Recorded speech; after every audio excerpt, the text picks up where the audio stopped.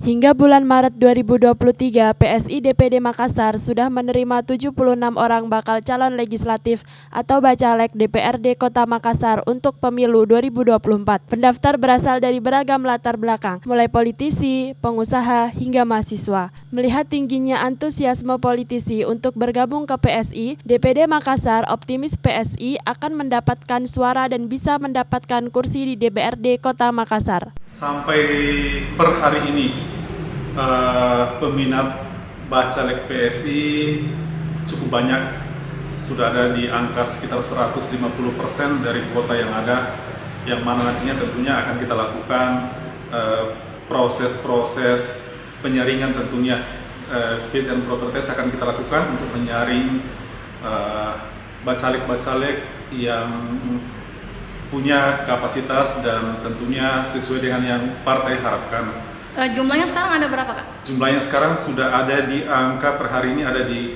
76 caleg untuk di 5 dapil yang ada di Kota Makassar, dan dapil yang terbanyak peminatnya ada di dapil 1 dan dapil 5. Dari 76 orang ini, beberapa diantaranya pindah dari partai lain. Sisanya adalah pendaftar dari non-partai dan kader partai PSI.